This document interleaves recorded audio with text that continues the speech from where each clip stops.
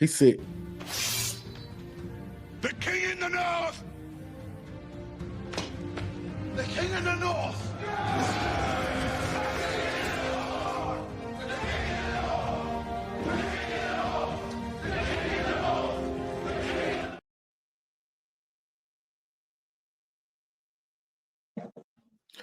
yo, as always, like, share, subscribe. Now let's just get into it. So we on the stage. I got my brother here, Go Blue Yak. I've been calling him Yak lately because it's Maniac. It get too hard to say too much, so I just say Yak. And then brother from another mother, we got M3. What's going on, y'all? Yes, sir. Good, man. How y'all doing? We good, man. We good. Happy Valentine's Day, guys. I mean, you know, I love you. Not I love you in that way. I don't swim in those waters. You know what I'm saying? Nothing. But y'all my guys, man. I got love for y'all, man. Honestly. Yeah. Can't wait for April, man, so we could get together again, create some new memories, bro. Absolutely. By the way, if you listening, and shout out to all the Valentine. We got Go some ahead. opportunities for y'all to join us at the Stadium House. That's all we're gonna say right now. But yeah, it's opportunities. No doubt, man. No doubt. And shout out to all the Valentine's Day, you know, all the dudes that's getting their head bust and they gotta make up for it. Hey, open that wallet, brother. You know what you gotta do. You better get them extra set of flowers. You better you better try to find that fine dining restaurant and try to get in. You didn't get reservations when you should have. It's too late now. Now you gotta go to Applebee's and they might be packed too.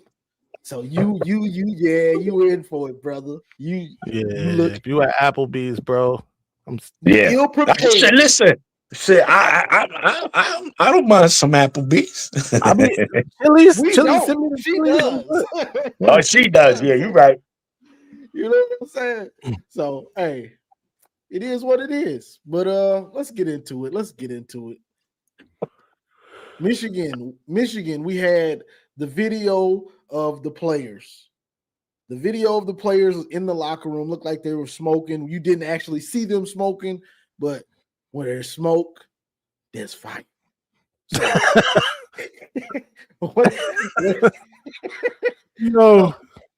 So I didn't know who these players were. I didn't know none of them. I'm gonna keep it real. And everybody I've talked to, nobody really knew who those players were. Maybe it's AI. Maybe it is. It's coming from Buckeye Scoop. That's who posted it. So it's hard to say how much real it is. Like if you Google the video, it says it comes from, like if you ask Grok or ask AI, it says it came from a rival source that talks bad about Michigan. So it doesn't know if it's actually real or not. You get what I'm saying? So what was y'all thoughts? Let's just say it was real. Let's go. Yeah. Well, I mean, look, again, like we spoke about, you know, backstage real quick. It first of all, there's no one in the video literally smoking. You can't see no one smoking. You see a player in one of these lockers and he comes out and there's smoke attached to it. Now, by it, we're not stupid. We put 2 and 2 together. But you don't see no one literally smoking, right? That's one. And even if they were, bro, it's weed, marijuana. Most states, it's legal. But not in the locker. Shut your ass up. It's legal. That's it. Bottom line. It's not like right before a game, you know. So I did some investigation because, you know, Buckeye Scoop, they have this weird obsession with Michigan. Like if a player was to just fall on the floor, they're going to report that and make it about something that's really not there. And the dude, one of the guys that was with Moses said that one of the players was Nate Marshall, right? So we know Nate Marshall was one of the highly touted DNs. He was a fringe 5-star, you know, a player that when he did play last season, he did pretty well. But the other players, again, they can't make out who they are. So that already tells you, like, if you can't just tell who they are from the gate, like, why do we care, right? But again, the reason it upsets me is not because of what happened, is who's reporting the news, right? And that's Buckeye Scoop. These guys are probably the biggest Ohio State podcasts on YouTube, right? Number-wise. And there's the hypocrisy of Buckeye Scoop, right? These guys claim that they're only reporting news. It has nothing to do with it being Michigan. They just reporting. Like, why you guys are upset with us? Okay, cool. When Michigan State had to vacate those wins, guess what they did? They spoke about it for 5 minutes and blame Michigan. Oh, but Michigan didn't get, bro, no. Report the Michigan State. That's got nothing to do with Michigan. Get on them like you get on Michigan. No, that doesn't happen. Then you have the Wii situation, but BYU just had one of their star receivers arrested for rape. If you was really reporting news, those are the kind of things. So you're telling me smoking weed when no one is smoking weed in the video, just smoke, is more crucial than a female getting raped. Boom. Then Darren Lee, I don't like to bring this stuff up. We know what he did. They made zero episodes on it. No videos, nothing. Why? Because he's a former Ohio State player? So that doesn't matter. Because if that was a Michigan player that did what Darren Lee did, that would have been the 7 episodes over in Buckeye Scoop. Same thing with Barton. Oh, come on, guys. Certain things are bigger than football. Oh, really? When it comes to Ohio State. So, look, man, I could be here for hours talking about these bozos. That shit is Mickey Mouse. But again, they're going to make it like it's something huge. You know, yeah, now the NCAA is really going to vacate the Natty, guys, because there's just some smoke in the locker room. Get the fuck out of here. Yeah. I mean, I feel similar. To what Maniac's saying. I mean, I believe the good dispensaries are in Michigan. They got good dispensaries up there. So, you know, whatever it's this thing is like blown out of proportion, I believe. And of course, people like Buckeye Scoop are gonna make it, you know, bigger than what it really is. However, I also can recognize that, you know, smoking weed in the locker room, if that's in case what's happened here or happening in this video, it's not a good look. It's not something that you should be doing, especially preparation of game or practice, whatever it is, because the focus needs to be on that. And it looks like it's way too many people focusing on this hot box situation that is whatever this little Foot Locker that homie is coming out of with the smoke, right? But also, we don't know what that smoke is. Right, we don't know who that is, whatever, right? Like it could be anything, but just assuming that it is what a lot of people think it is, I don't think it's as big a deal, but it still shouldn't be taking place in the locker room. Facts, and I put it towards, like I said backstage, I put it more on the because I don't think this was recent. I think this was sometime last season, so I put it in the Sharon is just trash. Sharon, I put it on him. That's what I did. So I don't know what now let me ask before we move on, because we don't want to spend too much time. It's really nothing. Was this recent or this was an old video that just resurfaced now? I'm thinking it was old and nobody ever saw it. Okay, because you know I'm hearing, oh, Whittingham, he's losing the locker room already. So I'm like, was this recent? Because these guys are not even practicing, if I'm not mistaken. So it couldn't be under the Witt regime. This had to be during the Sharon Moore regime. So I'm just saying, I just want to know. I don't know that, but I'm assuming since they're not practicing, that couldn't be recent. So, yeah, man. But you know, it's Michigan, and anything the university does now is going to be taken out of proportion, no matter what. And you see, like smoking weed has anything to do with an on-field advantage. And that's Right. what they're going to make it about. Or Yeah. they're going to make it, oh, you see, look at this program. And yet the number one fan base that's trying to drag Michigan through the mud is the same fan base that has a lot of dirt, but yet they don't talk about it. So No I doubt. find that, like I said, the hypocrisy. All right, you're gonna shit on Michigan, shit on your program too, and I will respect you for that. Like, you know what? You call it both ways. I give you that, champ. But if you're just doing it one way and acting like your program is squeaky clean and nothing happens there, then you being the imbecile. Yeah, there's no doubt about that, bro. Like I think, like I said, this doesn't seem to be like a huge deal. If it was, I'm pretty sure it would have made headlines other places. It's really nothing. It's a Buckeye Scoop thing. And at this point, they have no credibility. It's Look really at weird. Jeez, Louise said. In fact, it's a disadvantage. We out there blazing. Right. Out there, It looked like we Jeez. was high. It looked like we was high all of last year. we was full of that goodie. Bro, we was smoking that high last year. Yo, absolutely. And that's, I just, again, I know that that's their motto, Buckeye Scoop, is to anything Michigan reported in a negative way.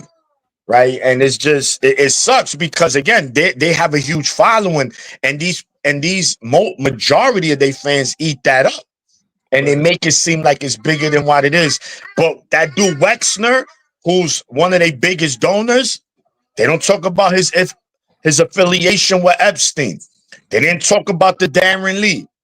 They don't talk about that professor who beat up that little camera guy, right? All them stuff like that, they will report it if it was Michigan. And again, people are going to say, well, it's not football related. Well, they report everything. When Ono resigned, he's not the president of Michigan football. He's the president of the University of Michigan. So why are you affiliating him directly to the football program? Mm-hmm. You see how that works? Again, the hypocrisy. That's what they do. So me, it will never end. Any chance I get, I will drag Ohio State through the mud. I will disrespect their program. I will disrespect their coaches. I will disrespect their fan base. That will never end. To the day God says, I got to go bye-bye. Johnny, you good? Johnny in the Matrix. Bro, this doggone, I got a Chromebook. My other computer is acting funny, so I got a Chromebook, and this thing is not meant to do all this streaming and bringing people up. It's not made for this. It's struggling. It's on life support. Like, I wasn't made for this thing. So Tree Dog. The documentary came out last year. It's out. Surviving Ohio State. And it's funny how it didn't even you didn't see nobody speak on it. And that, again, even if that was Michigan's wrestling, right? Because I got to do with Ohio State. It would have made major news. Oh, you see, this program, they continue. Again, only when it comes to Michigan, anything non-football related comes back to the football team. So, that's the stuff we got to deal with. The only way you fix that, gentlemen, is winning on the field. Go out there, punch your opponents in the face, and win. Once you win, no one can say shit. So Whit and his staff, get ready, get in your bag. We're going to be there for the spring game. It better look good. It better look good, gentlemen, so I could talk my shit. Facts. That's a fact, man. Also, we gotta talk about Larry Black, Michigan's new defensive line coach. They hired from Vanderbilt. He was the defensive line coach / defensive coordinator over there. And we just lost Lou Esposito. Get Larry Black. What's your thoughts on that, gentlemen? I don't know much about him, honestly. I Googled him and saw he was at Vanderbilt, and 3 years. 3 years. Yeah, 3 years he was a GA. Where was he a GA at? Was it it's slipping my mind, but I don't know much about him, so I can't say if it's a good or great hire yet.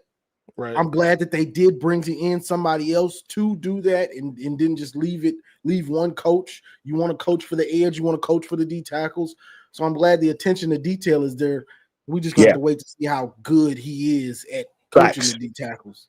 I mean, Vanderbilt had a good D line this season, probably the best defense they've had in probably their program history, in all honesty. So, but still, that doesn't mean it's going to work out. Hopefully it does. And the beauty about it, like you mentioned, is that we have two coaches coaching the D line, one for the DTs, one for the DEs. So I think that's very important. You do not put the whole, weight on one guy. So, and of course, they help each other out at the same time. But it's good that he got someone right away, right? Spring is right around the corner. So you want to get him in the building, get him in Schembechler Hall, get him acclimated. And look, bro, we got to get to work, man. Because we talented, especially that D line, right? I think we all can agree that one of the position groups going into this season, there's going to be a huge question mark, is our D line and linebackers. So, that's going to determine how good we're going to be on defense. I think our secondary is going to be good, could be elite if these players play to their potential. But as of right now, the D-line and linebackers is question mark. Is there talent? Absolutely talent on both, but we got to see it. So hopefully it works out at the end for us. Yeah. No doubt. I feel the same way. I think it's the turnaround, the quick turnaround after losing Lou Esposito is obviously a good thing for Michigan. And whether or not Larry Brown or is it Larry Brown? Larry Black. I'm sorry. Brown, Black, Blue. Brown, Larry Black, whatever. Michigan info. Yeah. I think, the jury's still kind of out on that. Not a lot of people got a lot of data on him right now, but he was defensive line and co-defensive coordinator, meaning they valued him at Vanderbilt to some degree. So I'm excited about it. And I think that what Whittingham is doing, like doubling up on some of these position coaches, genius, honestly. So I'm excited. I can't wait to see, it come together on the field. Yeah, especially special teams, guys. We have two coaches. The DC from Air Force. A DC is going to be an assistant special teams coach. And when you look at it, right, Ohio State, what they would tell you was the problem they had this year. Their kicker, right? In both games, he missed two huge kicks. Indiana, they blocked a punt for a touchdown. And Miami, they missed the field goal. So Miami pretty much lost that natty off of special teams alone, right? Not saying that's the direct reason, but you get what I'm saying. Special teams is very important, bro. That could be the difference between winning and losing the natty. Miami, perfect example. So I love it, man. We know who Witt is, right? We just don't know who he is as a coach at Michigan. If he could bring that same grit, that same aura he had with the talent, with better talent, then there's no doubt in my mind Michigan will compete for natties year in and year out. Yeah. Facts. Well, I think that's all for the Michigan topics. So let's get into what we really here for, the stage, NBA. We're going to talk NBA today. The All-Star weekend. Is it dead? I'm a 80s baby. So the All-Star game was everything. I'm talking about everything. From Friday, the celebrity game, to the skills, the dunk contest, to Sunday with the big show, the actual game. I remember going to church, and we had to go to church. My mom was church heavy, so we had to go to church sometimes when the game was coming on, and people in the church, man, did you record the game? I'm recording it. You couldn't wait. Like, this was can't miss TV. Must see TV was the NBA All-Star game. And now it's almost like a who cares, because the defense was the defense wasn't playoff level in the old All-Star games, but if I want to do a fancy move and show you something different, a little bit of street ball with my NBA playing style, you have to have a little bit of defense, or it's just like, okay, I guess that was nice, you know what I'm saying? But it's gotten to the point now where these dudes are just shooting 40-footer, 40-footer, 40-footer, 50-footer, 50-footer, 50-footer. Now, if you making them and y'all going back and forth, that's a little bit different. But a lot of the times they're just missing them and it's going back and forth. You know, it's just horrible to watch. And the fans, these dudes don't care. They got so much money, they don't care. So what do y'all think? Can it be saved? And what do y'all think about the past to now? Yeah, I had Maze. So I agree, man. The All-Star game used to be a time. And look, they weren't playing like you brought up. They weren't playing necessarily, you know, all defensive first team defense, especially the first 3 quarters. But in that fourth quarter, you know, they would lock in, right? And that's when we got some of the best. I don't know if you guys remember the big Eastern Conference like comeback with AI and Stephon Marbury that time. That's a classic. That's a classic, right? Like Kobe challenging LeBron, you know, to go, you know, back and forth. That time LeBron passed, of course, but that's for another time, another day. But you know, those things were fun in the All-Star game. Heck, we can go back to like the 90s, Kobe's first All-Star game against Jordan and all of those things, right? Like those were good times, good All-Star games. The thing has become really a laughing stock, bro. Like they're talking about again doing away with the dunk contest because it's just a laughing stock. They tried to do something a couple years ago where it's like team dunking and you know whatever. Like it's just trash at this point. Guys think that being creative. I remember my guy who I like, Brown, and with the Celtics, like his creativity was, you know, ripping off his jersey to reveal a different jersey and then do a trash dunk. Like, you know, like that's not being creative, bro. Like it's become something that, you know, I could do without, right? Johnny texted yesterday, and he was like, yo, this Rising Stars game is good. I forgot that it was on. You know what I mean? I forgot that this was the weekend even. You know what I mean? So that's how just you know, in the back of my mind it is. I agree though with Ripstar, by the way. The NFL Pro Bowl is we're gonna get into that. We're gonna get into that too. But it's you know, with the NBA All-Star weekend, it was really about all those other things like that led up to the game, made the game even more exciting, right? You know, the 3-point contest, the dunk contest, and then seeing some of those people that competed in those compete in the actual, you know, All-Star game. Now we got a bunch of dudes who you don't even know. They like 3rd, 4th stringers. Heck, the McClung dude was getting 10-day contracts just to come do the dunk contest. You know what I mean? Like that's trash. So I want, you know, when the best players in the league were doing the dunk contest, that meant something. When Vince Carter was out there with Tracy McGrady and the franchise, Steve you know what Francis. I mean? Like, yeah, that's what people want to see. They don't necessarily want to see, you know, secondary players participate or be the and no disrespect to those guys, because if you are amazing, then by all means jump in, right? But at the same time, it'd be much more interesting if LeBron, not, you know, obviously LeBron's 40 plus now. We don't necessarily, I'm not saying he should do it now, but he's never done it, and people wanted that for years, right? Kobe did it, you know, participated in a dunk contest. Like it's almost like a rite of passage to be the best player in the league, you know, to go out here and do that. So I think some of the star power from, you know, just the weekend activities has gone down, and that's affected the game too. But those dudes ain't even trying to play defense come Sunday. No. Real quick, and I'm gonna let you cook, Maniac. With the people, because people say LeBron, oh, he doesn't do anything fancy with his dunks. He has no creativity. That's true, but we see LeBron dunk in game where his head is above the rim and stuff.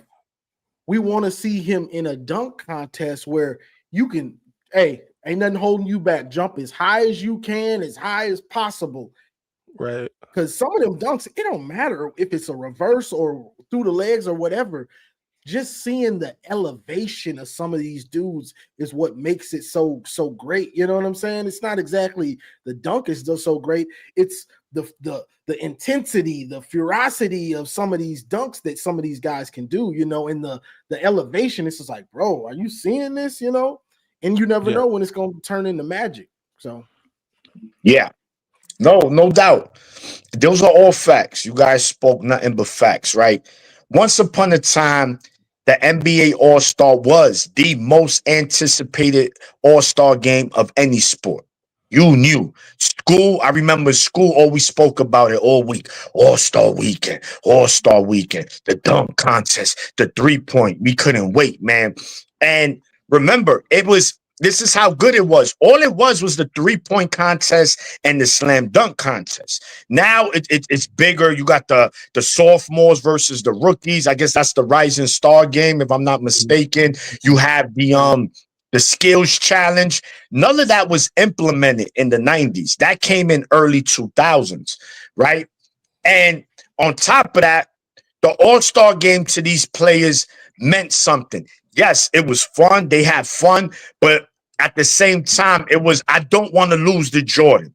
And Jordan didn't want to lose. You know him. So it was a game at the same time. Yeah, you might see a little Rucker Park move here, but at the end of the day, it was serious. We gonna lock in, right? The game you mentioned, Maze, that's probably the last of the greatest All-Star games.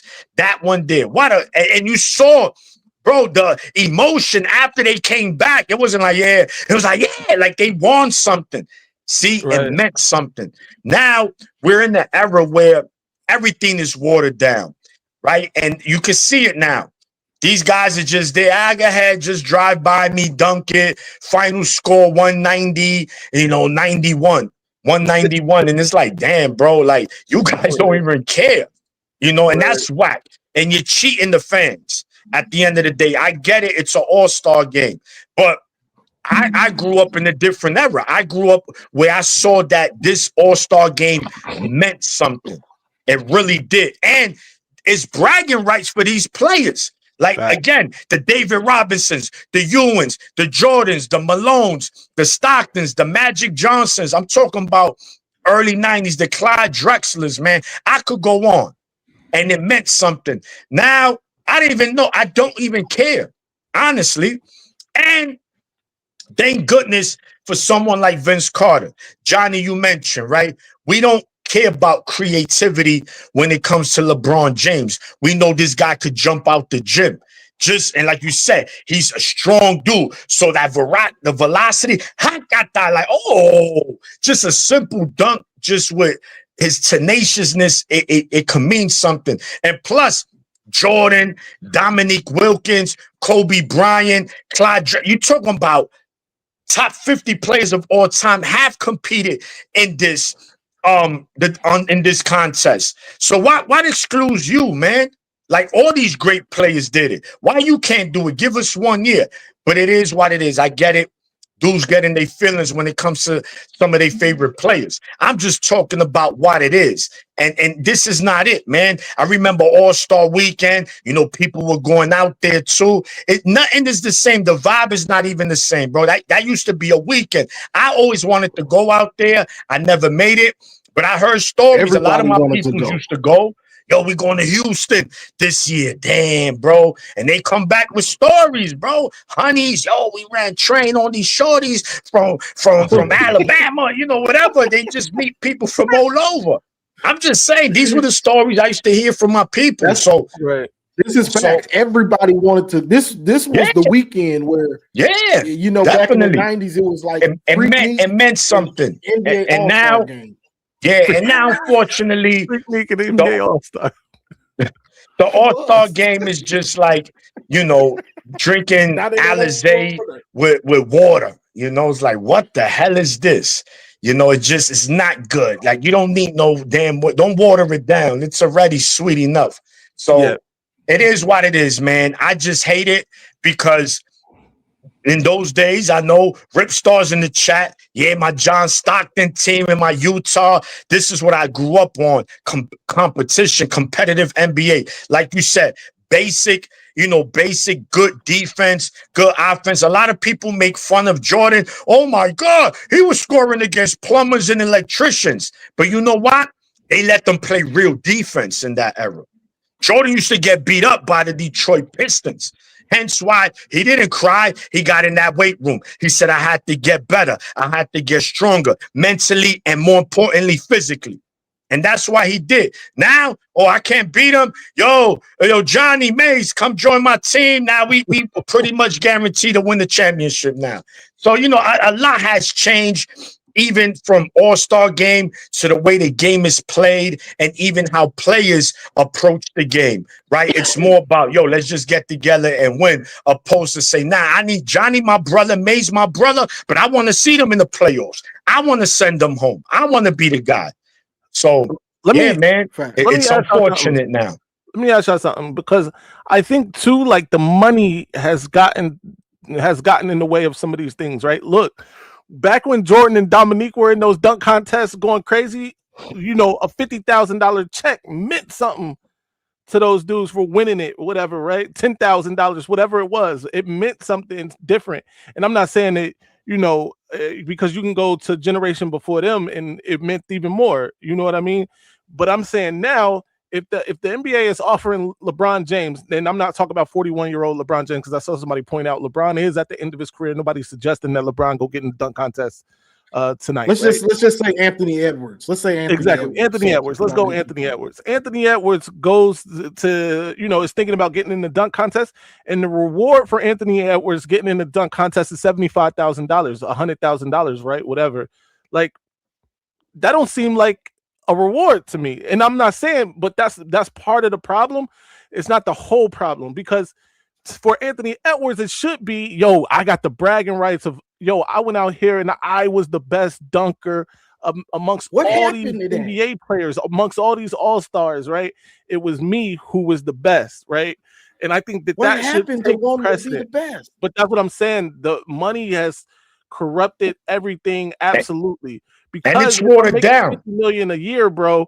I don't even want to risk an injury in some dunk contest that could now, when it's time for me to re-up and I got this torn ACL or whatever, or I'm recovering from a torn ACL or Achilles or whatever, and now they talking crazy to me and I don't get the 60 million the next time, right? Because of what I did over here. So I do think that money in some ways has corrupted the thing, but I also think that mentality, and by the way, maybe the money being what it is has affected the mentality. So all of these things kind of go hand in hand. Yeah, I think it is. I think it is part of the money, but it's just mind-boggling to me that these dudes don't want to compete. I want to show that I'm the best three-point shooter against my peers in a competition. I want to show that I'm the best dunker against my peers in a competition, or even if it's just scrubs out here. You picked the wrong year to get in the dunk contest because I'm taking the trophy home. I'm about to put on a show. I'm about to put on a show, and the fact that, like Jordan, if you look at old clips about Jordan and stuff, and people wonder why do people love Jordan so much? Because just listen to him talking the things he did. He said, I'm not sitting out games. Right. That family drove 100 miles to come see me play. Right. And that might have been their rent money. That might be the last money that they had to come see me play. I'm not gonna let them down. You know what I'm saying? So that mentality should still mean that's something. Gone, bro. It's gone. Yeah, it is. And like I said, it's watered down. People could say what they want. I'm not, there's still people who vividly watch the NBA and love it, and it's fine. Yeah. But if you're around our age, you will understand that it's a whole different game from what it was back in the 90s and the early 2000s. It's just not, it doesn't matter. As long as I'm getting paid, I don't care if I lose. So what? I'm paid. No, it meant something. It meant something when they lost. And you are 1,000% right, Mays. Yes.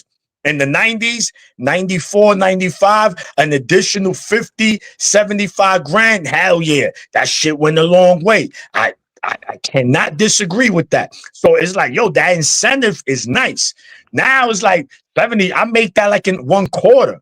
Right. Like, why I'm going to risk that? But you would still hope that the competitiveness, the mentality of them being competitive was still there, right? It's like, yo, fuck that money. I don't care. I'm going to show you I'm him. And that's the era we grew up in. Football, NBA, it was about I'm him.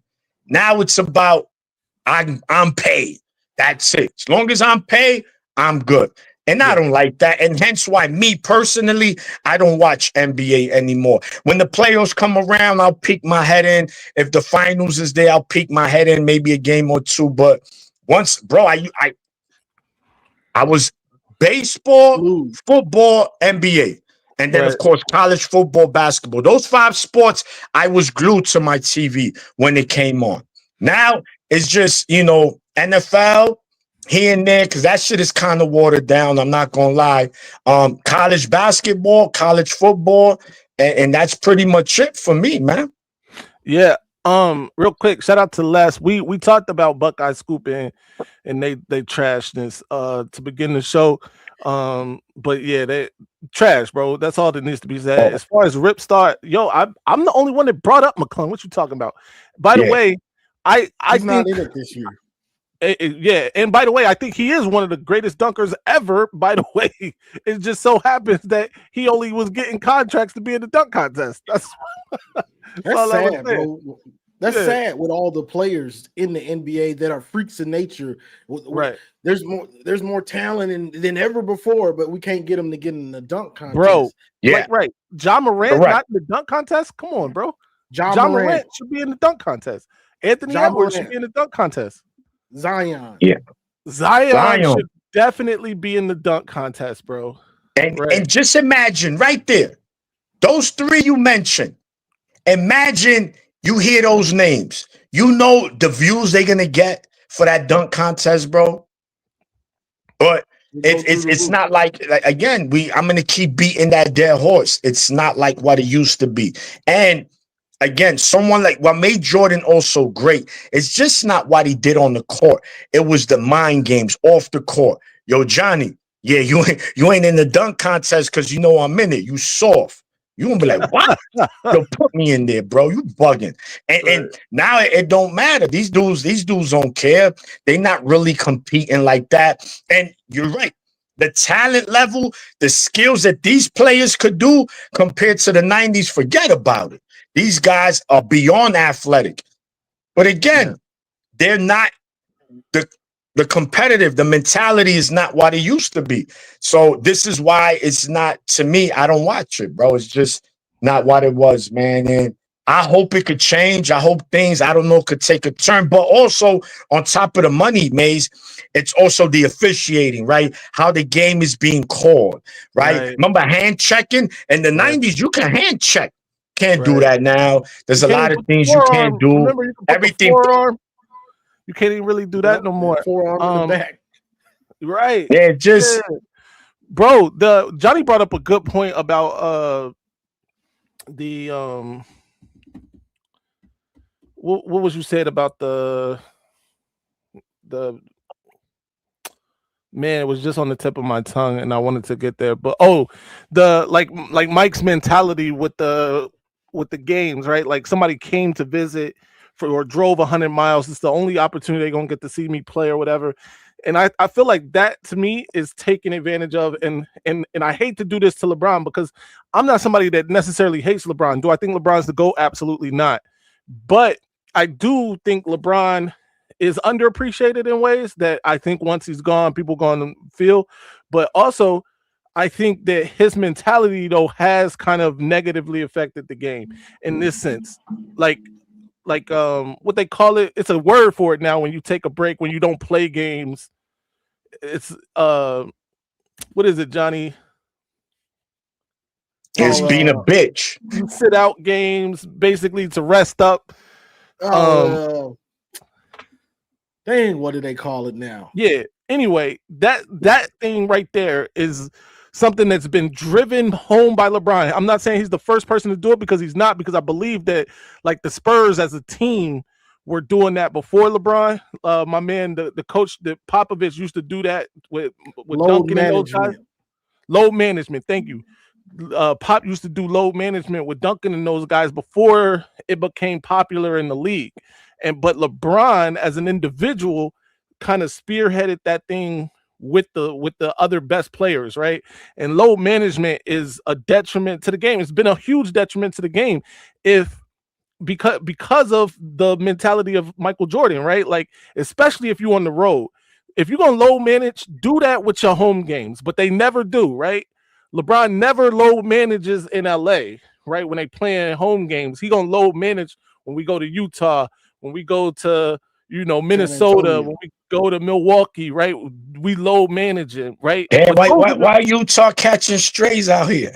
No, but that's what I'm saying. That's the point, though. The point is those are the joints where you should be. Easy win. Yeah, no, you're right. Easy wins, but because those fans don't get to see LeBron James play but once a year or whatever, twice a year, maybe. And they bought this ticket in advance because waiting to buy that ticket is going to be more expensive or more than they can afford. But LeBron and these other guys not paying attention to that. Like this family of four that bought these tickets, 4 months ago because LA was on the schedule and they wanted to see LeBron or Luka play. And then when it comes around time for them to play, Luka and LeBron sit out. Like, that's not fair to that family that bought these tickets 4 months ago. If you have a problem with how many games are on the league schedule, you take it up with your collective bargaining and y'all get that down to 50 games or whatever. But otherwise, you should be out there playing, especially in these road games, for exactly that reason. I agree. And again, you mentioned it. Not everybody is these business owners, millionaires. We blue collar workers, bro, that people save money to go to these games, and you gonna do them like that, and they don't care. They don't care. And that sucks, man, because it shouldn't be like that. The sport is for the fans. The fans make the sport, right? If nobody shows up to games, no sport can exist. It's just not gonna happen. So yes, the fans are everything. Now, is there a lot of douchebag fans? Absolutely, but at the end of the day, man, you gotta show that love, man, to the fans. But like I said, I'm not. It sucks because again, it's an all-star game. I was in love with, the most anticipated, and it was on NBC. Right? Same thing like Major League Baseball. The only major all-star game that was not on regular TV was I can't believe it, was the Pro Bowl. The Pro Bowl used to be on ESPN. And at that time, my mother was having trouble paying for cable because she didn't have it like that. So sometimes one year I watch it, one year maybe not. I go to a friend's house if he wants to watch it because he's like, everybody wanted to be outside. Like, I won't be in house. I want to be outside. So, and speaking of the Pro Bowl, right? That's another all-star game that has got watered down. And I remember in the 90s, Pro Bowl games ending 17-21. It's like, yo, these were competitive games. These dudes, the Pro Bowl meant two things.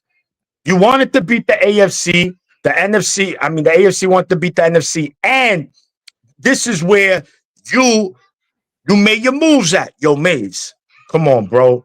I know this is a contract year for you, bro. All we need is that DN, bro.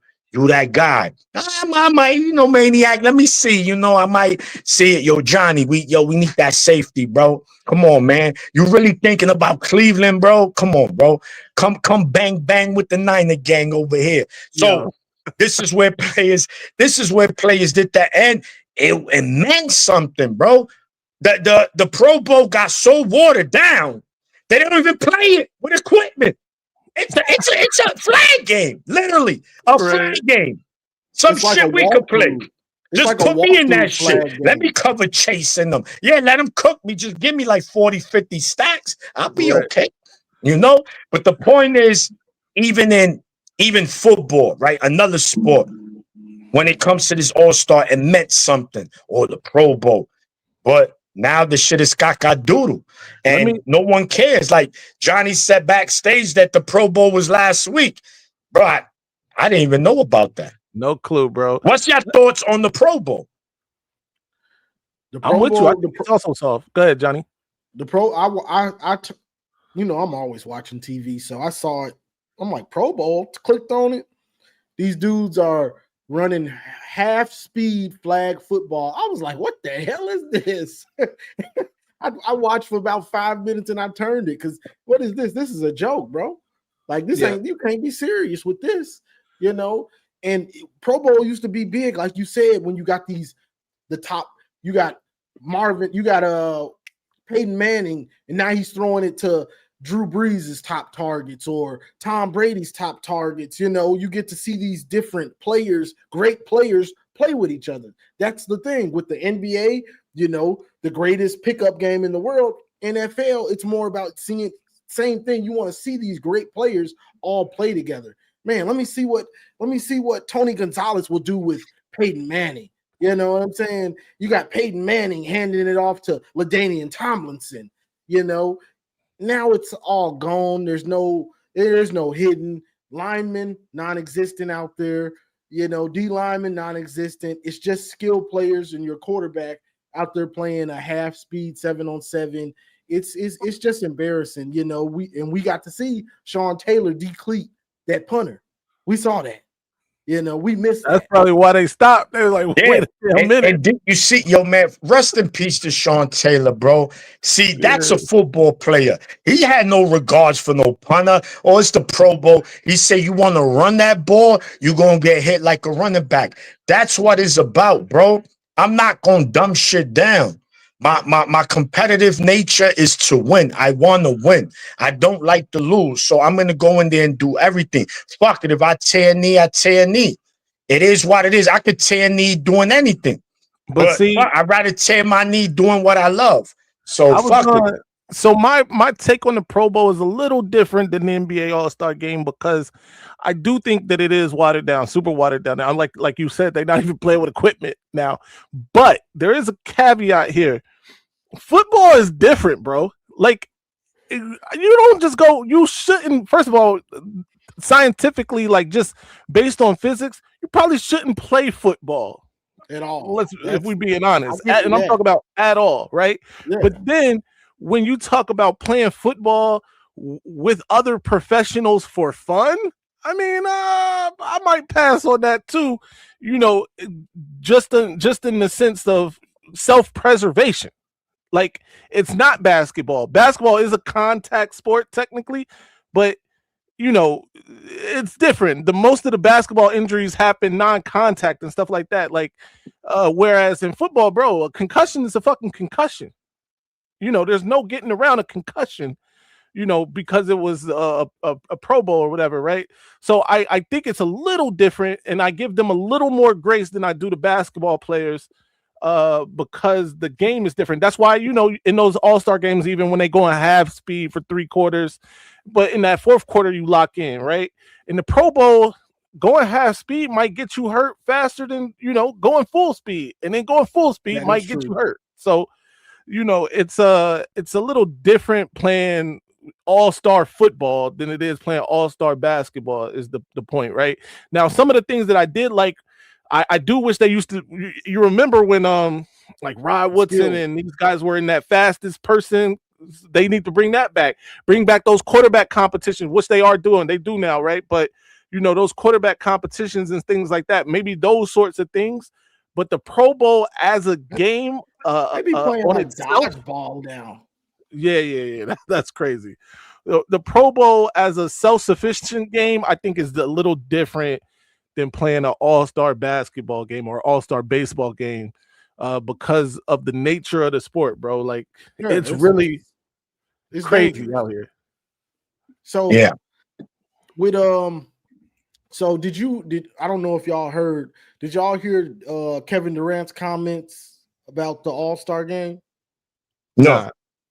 So basically he was saying a reporter asked him about them not the effort level in the All-Star game.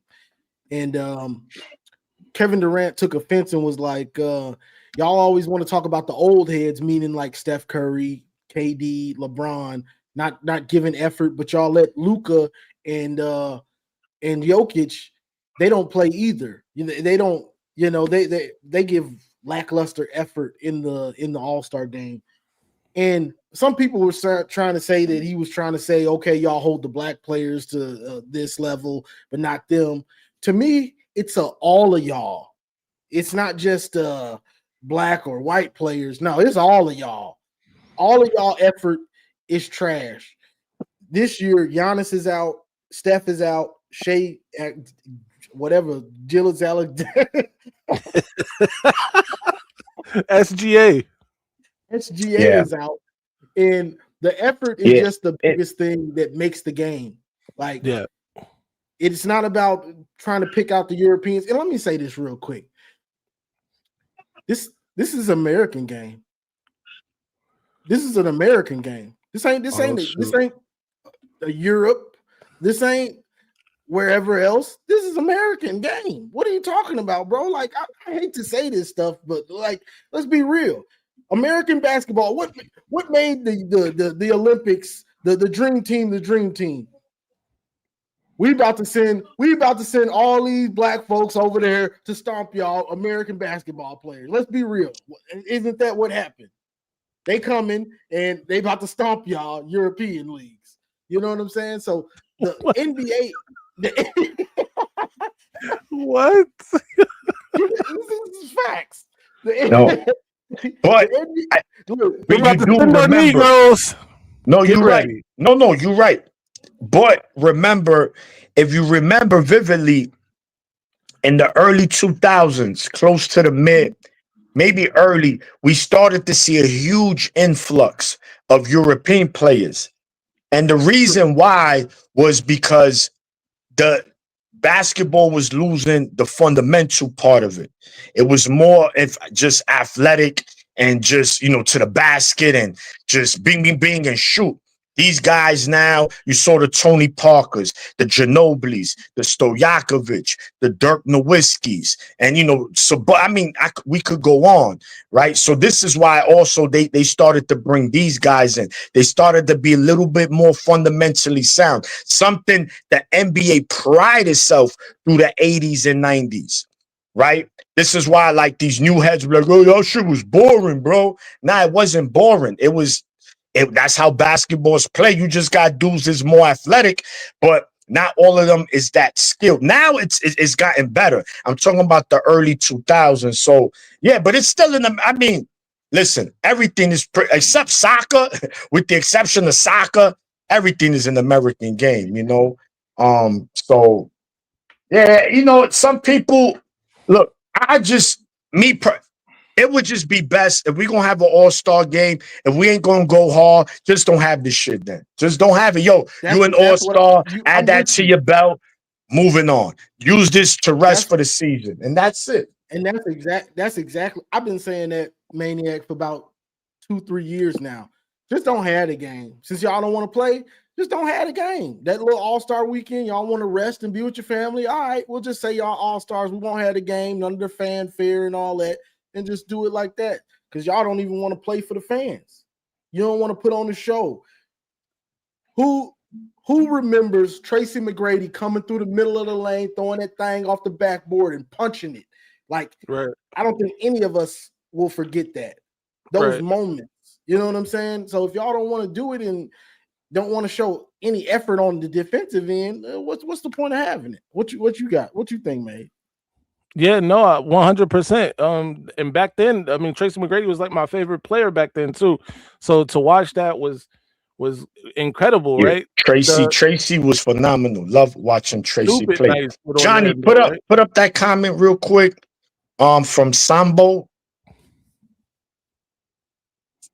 No, a little more up. Not. Oh, there you go. Yeah.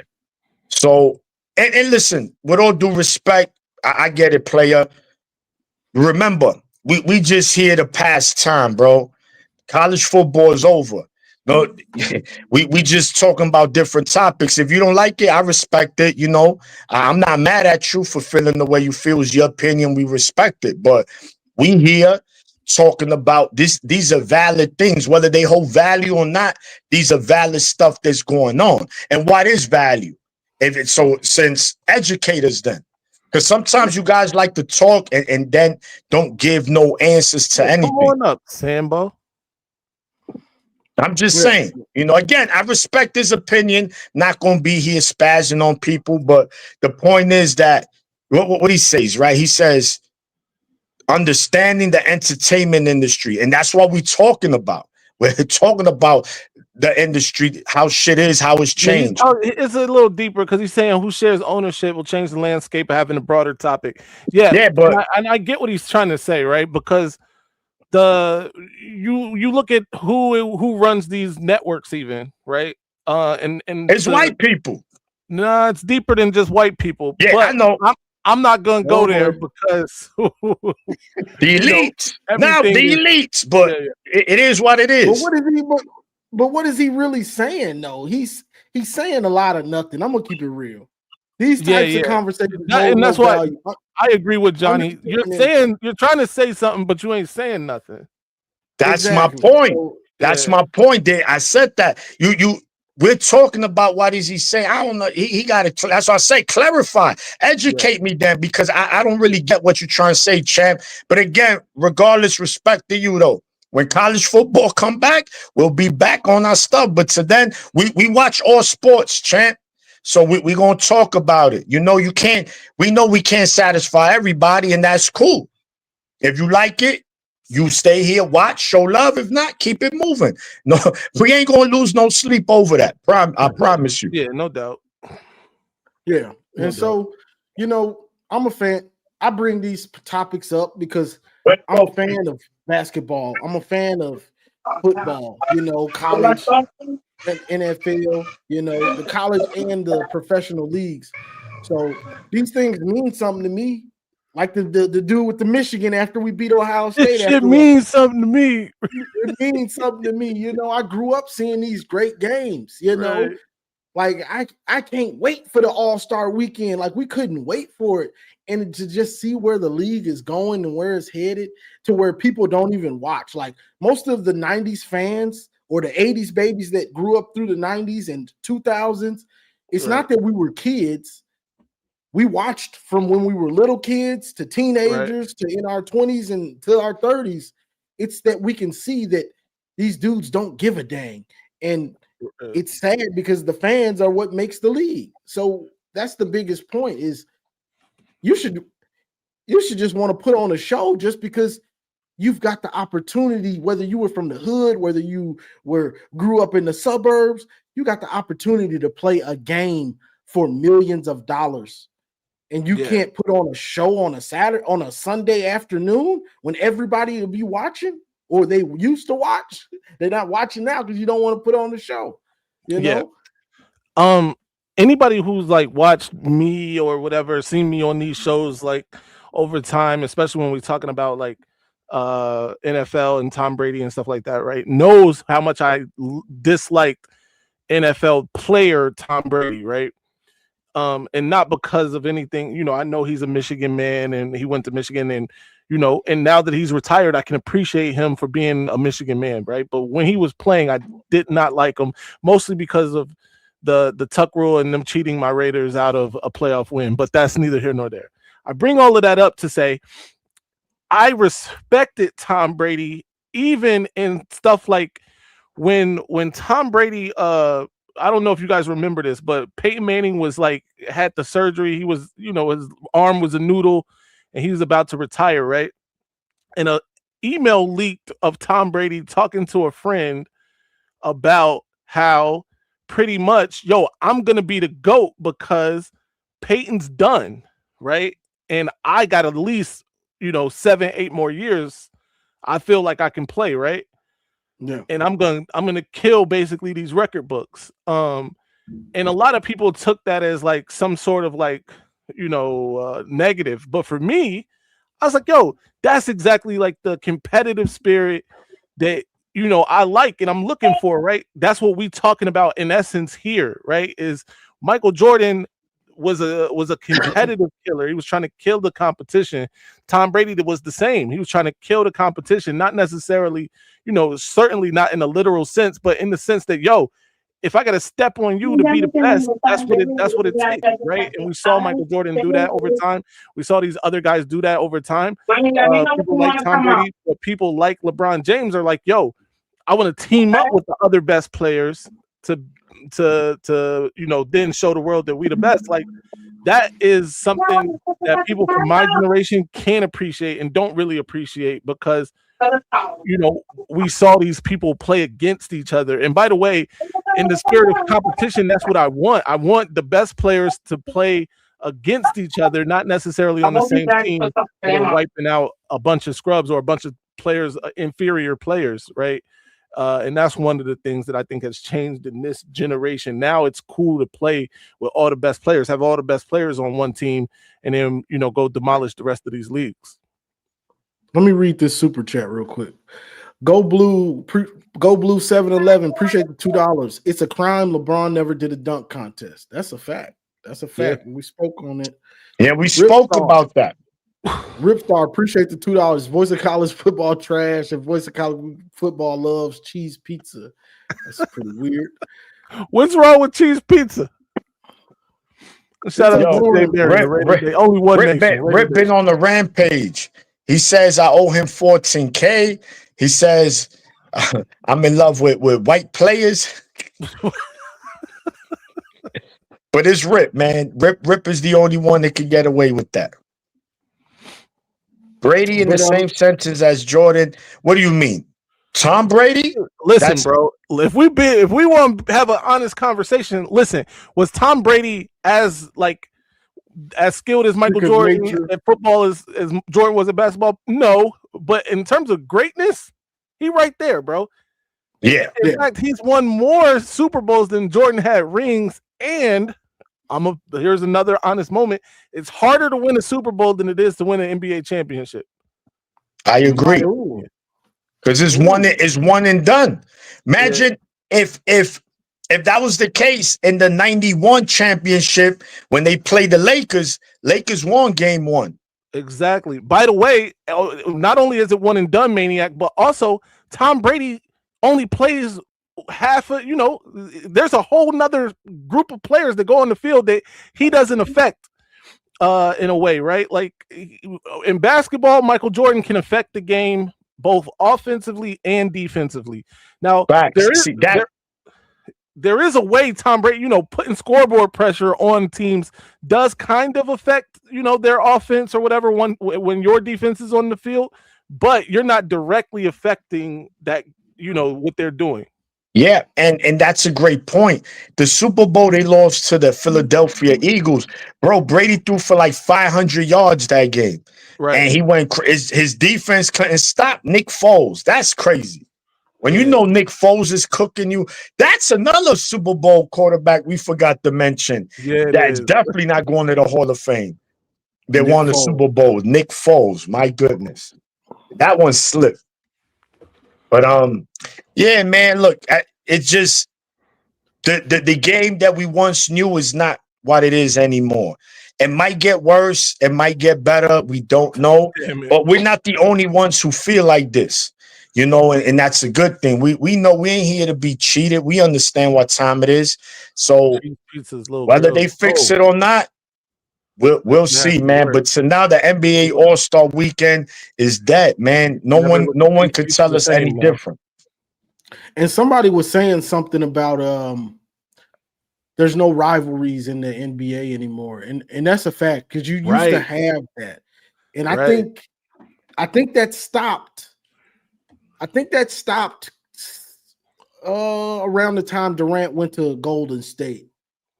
Because, you still had Golden State, Cleveland a little bit, but they were so overmatched with Durant being on the Warriors. It wasn't you have to win to be a rival. Once Durant went, the rivalry was over. You had OKC in the Warriors, and that looked like that was going to be epic for some years, and then Durant left. Because they were going at it. Westbrook and Durant going for 30 apiece, Clay, Steph, Draymond going, it was something beautiful back then. And that's about 10 years ago. I think that was 2016 when Golden State came back on OKC. And that was some beautiful basketball competition. Y'all think y'all that? Not this year. And then obviously we know how it ended. They came back and then won and then lost to LeBron. But the rivalries, they do seem to be kind of gone where you just don't have that. So we had some opportunities at some rivalries. Look, if Derrick Rose doesn't blow his knee out, that Bulls Heat was becoming a rivalry.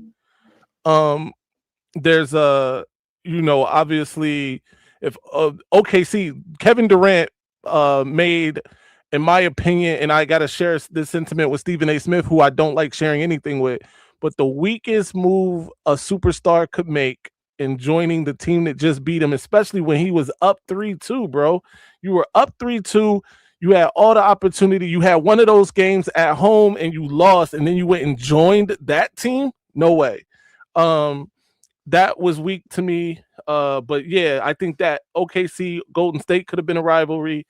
Hell, even Portland. Remember, Dame was willing some of those Portland teams to Western Conference Finals that had no business in the Western Conference Finals.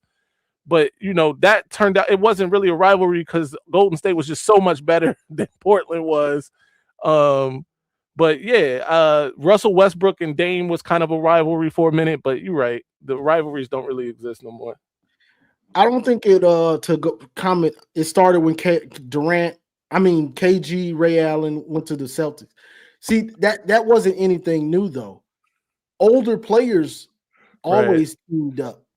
It was what changed it was when LeBron did it in his prime. See, KG and Ray Allen, they won one ring. They went to 2 finals, won 1 ring. The next year they lost to Kobe again. They lost to Kobe, and they were kind of done because the Heatles came, and then it was a wrap. Like, we did what y'all did, but we did it in our prime. Y'all too old to deal with us, and that's what it was. And then KG and Paul Pierce went to New York, to New Jersey, and that was the end of it. We saw Hakeem, we saw Barkley and Pippen team up. We've seen the old team ups. But we didn't see the prime team ups. Yeah. By the way, that was different. I'm sorry, Maniac, real quick. Yeah. Even if they weren't in the older players, even if they were in their primes, that was different because they didn't necessarily ask for that. They got traded to Boston, right? That wasn't in the offseason, I'm gonna go team up with the other best players. By the way, neither one of them was the best player in the league. Correct. And on top of that, it was a spectacle. It was the decision. And everybody just anticipate, now made it this whole, like, bro, just say who you're going to play with. I remember in the bottom of ESPN is what you find out. Breaking news. Right. So-and-so has, he got traded. The ESPN had a special. It was called The Decision. He was there sitting there. Come on. Yeah. It sucks, man. It really does because, like we said, no one is here to take away any greatness from LeBron. He is without a doubt one of the greatest to ever do it. I mean, he is who he is, but I think the game did turn the page with him, his mentality.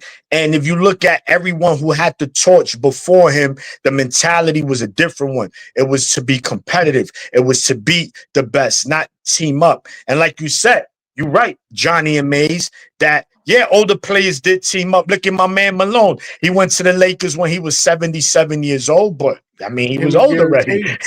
His prime years was spent at Utah. His best years were at Utah. He had a little bit in the gas tank. He said, look, maybe I could get a ring. They got to the finals, and that's when the Pistons, bro, they put on arguably the greatest defensive clinic in the NBA Finals history that I've seen in my life, bro. That was crazy work by that Piston team against the Lakers. Facts. And then Peyton, J. Will, Antoine Walker, they went to Miami with old Shaq and a young Dwayne Wade. Right. Let me read these other super chats. Yeah. Look at old head on the sticks. He said players didn't even know they were traded back then. It's true.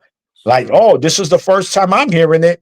Greatest podcasters in the game. That's a fact, Ripstar. Shout out to Ripstar, yo. Appreciate Rip in his bag today. He's in his bag, except when he's talking about his favorite player, John Stockton.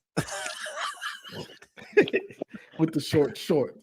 Great, appreciate the $2. Greatest podcasters in the game. Jo M3 and Yak. Let's see. Sonny Ray, appreciate the $2. Fake injuries and load management is the problem. That's a fact. Yeah. That's a fact. So, I've just been thinking about this stuff, where it's going, because a lot of young dudes, they get mad at us because this is what they grew up on. This is all they know. They don't know the All-Star game being must-see TV. They don't know the dunk contest being must-see TV. They don't know about watching regular season games, not just for your DraftKings, not just for your FanDuel, but watching because the games are good. There's effort. You never know what you might see, and it's just good basketball to watch. They don't know about that now. Bro, there were stories told. Nobody's doing storytelling. Remember the NBA on NBC, leading up to the Bulls-Knicks game? Yeah. It was, a story behind it. The last time they played, this happened, this sort of thing.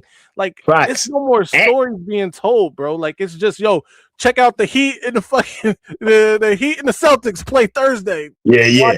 And then it's like the music in the background. Dun, dun. So the Bulls. Right. Yeah, you like, it gets you going. Like, yeah, bro, they did them. And of course, I don't even think it's up for debate.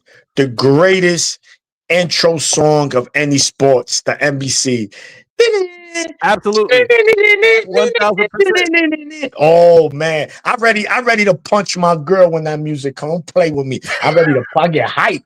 Because welcome to NBA or NBC. We're here live at the Delta Center, Game 7. The Utah Jazz take on the Houston Rockets. And then they give you the aerial view, and everybody got the...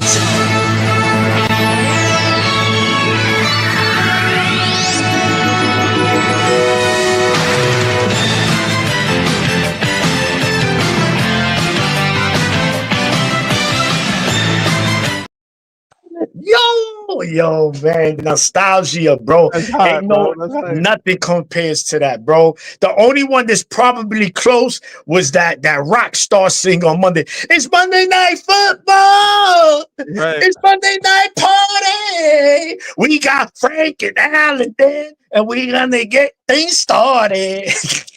That's those two with a goat. Those are the two GOAT intros in the history of sports. NBC or NBA and Monday Night Football when they had that dude. Football was the time too. Yeah, you're right. Back then, they knew how to build it up, the pageantry of this is a show, not just, all right, the game is on, you gonna watch. No, it was the build up. Soon as you turned it on, the music, the energy. Let me paint a picture of these teams and these players and what they've been going through and the different coaches and everything. They brought all of that to the table. Now it's just like, all right, watch the game. And you also had Thursday at some dumbass time. Watch the game. What was that show? Ahmad Rashad. Inside the NBA. Huh? Inside the NBA. Inside the NBA, bro. That was like, that was fire. That was a good show. You see, like the lead up, Maze, like you said, the lead up to these games, you had these kind of shows. Now buy it Inside NBA. What is it called? Inside Stuff? Inside NBA Stuff, Inside right? Stuff. Yeah, you're right. It's That Inside is Stuff because Inside the NBA is that Charles and Shaq and them. Yeah, inside stuff. Yeah. Right. So, but it'll give you games from the prior night, and it gives stories, backgrounds on players. Bro, it was fire. The same thing like the NFL with Steve Sable. What was his show called? NFL Films. Outside NFL Stuff. Films. Bro, NFL Films, like, bro, I remember watching that like at 10 a.m. Bro, from 10 a.m. to 7 o'clock, I was glued to my TV as a kid. Cause it was just different times. I can't even if I'm watching NFL, this is why we do our Saturday show for college football. We do our own college game day. Yeah, probably still watches a Reading Rainbow. Hold on. What? Oh. Yo, bro, that shit was fire. Reading Rainbow. He opened up the book, the Nigga, look, butterflies it's come in out, the and the book. Yo, stop It's playing with reading Reading Rainbow. Yeah, nigga, Rainbow. listen. One thing you gonna get from me I'm is the convinced you real. know every song ever, bro. Bro, these what I because that was the can best do times. anything. Oh shoot, butterfly in the sky. Yeah, you see, Mace, don't play with me. I You was can go there too places with your He-Man high. underwears. You had your He-Man underwears watching Reading Rainbow. Cut the show. That's a I'm fact. telling We you. get us nostalgia bag. You know what I'm Yeah, saying? bro, listen. This is why, like you said, Johnny, and no disrespect, you can't, help what year you was born and what era you was raised in, but they could say what they want. This is not the best era of sports. And these from 2000, 12, 13 and on it's just been different. The 90s was everything, bro. Football, the rules, dudes was knocking dudes' head off, no flag. That was clean. Facts. Man, you go through the middle was a suicide mission. Now every targeting, he has to go out. You gotta kill his mother. You gotta throw his kids in Guantanamo Bay. Like, come on, bro. Like, this shit is out of That hand. also, no, that's a good point because that also speaks to the softness of the time. Because remember when Jacked Up was a thing on ESPN? You got You jacked can't up. even do Jacked Up no more. Remember when the joint they used to show the highlights like Peyton Manning getting picked up and dunked on his melon, Jack Tatum smacking somebody. They don't show none of those joints no more, bro. Bro, if you Yeah. got blasted in the NFL, it was on Sports Center. It was showed over and over. Like, look at this Right. hit. That was the game. You blind You side got block. jacked up, right? Yeah, you bro, know. and that just it is, bro. It's just what it is, and it sucks, bro. It sucks, even, bro. And this is like even into boxing. Like, yes, these fighters are super talented, they're great, but nobody want to fight each other. Back in the 90s, everybody in there. Who next? Bing. Yeah, there was certain fights that weren't made, but most fights, majority of the time, we got it, and it meant something. Just like you mentioned, Maze. Now fighters are getting paid way more than what they were getting paid. So now it's like, why take a risk for that when I could fight him who's less of a risk for way more? So it's just the whole landscape, sporting bro. I'm gonna be landscape honest as a with you. whole. And We'll you just never see see it. boxing the same If you way. watch all these sports, you see it, man. And it's just whack because we're being cheated as the consumer. We're the ones paying for these subscriptions, unless you what's that thing? Like Fire Stick Gang, Yo, That fire stick or We're the not box. promoting illegal television here, okay? absolutely We just not. saying By the whoever way, has Fire Stick. we've seen that get people canceled on YouTube. Stop it. I've got YouTube TV. You should get YouTube TV. You should get YouTube TV, right? Today. Yeah, Yo. man. But look, man, regardless, these sports still, especially NBA, man. I loved watching it during that time. It was just like it was different, man. I don't know. Do you guys remember in 94 or 93 the Knicks versus Phoenix fight when John Starks and Kevin Johnson threw hands? When you get a chance, YouTube it. But I remember my uncle recorded it. He was like, man, you saw that fight? I was a little, I was young, like 12 years old. I'm like, huh? I'm like, oh, shit. I didn't even want to watch the game. I kept watching. And that was VHS days. Remember VHS? Right. And you had to press the tracking button if the video was messed up. Oh, man. Come on, man. And if you did it wrong, it didn't record. You come back. Bro. I got somewhere in my mother's who just entered the chat. Somewhere in my mother's crib, I have the Michigan-Washington State game on VHS, bro. If I find that shit worth $5 million right now. VHS is in the museum now. Some kids don't even know what a VHS is. You know that, right? Or DVD. They were asking. Hey, they were like, bring up Steve's comment. I remember that, bro. He two-pieced the hell out of Kobe, bro. That was a different, yeah. Chris Then Childs. that was Chris Childs Yeah. versus Kobe. That was in LA. But Yeah. the one I'm talking about was Starks and Kevin Johnson. They were and these even the fights were better That's back back when then Kobe was in the NBA. getting Like his ass these beat a dudes lot threw back then. hands. Because remember, Reggie Miller yoked him up, 2 hands around his neck, put him on the scores table, bro. Yeah. Shit was crazy. Kobe was getting his ass beat left and right. Yeah, then poor Kobe. Shit. Shout out to Kobe, man. Rest in peace, man. Look at that. Somebody said, my dad has, there you go. My dad has Jordan games. That's fire, bro. Keep them. Yeah. Man, that's vintage stuff, man. That and that comes with and if you was good at it, you knew to stop it when it went to commercial, and you had to stay there. And once it came, makata, put it back to record, or you just let it rock. Them old McDonald commercials. Here's a Big Mac. Shit was like $2.99 for a number 1, bro. Now shit is like $15. Shit is crazy. You gotta take out a loan to go to McDonald's, bro. I'm just letting it play. I'm getting the commercials and everything. I ain't Yo. got time to stop. Yeah. Niggas gotta go talk to their financial advisor to get a number 1. Bro, it's tough. Yo, bro, to make that, you need a loan. Shit. And then that shit is the Little Mac, because that shit ain't no Big Mac. That shit's a Little Mac. Little fucking baby burger.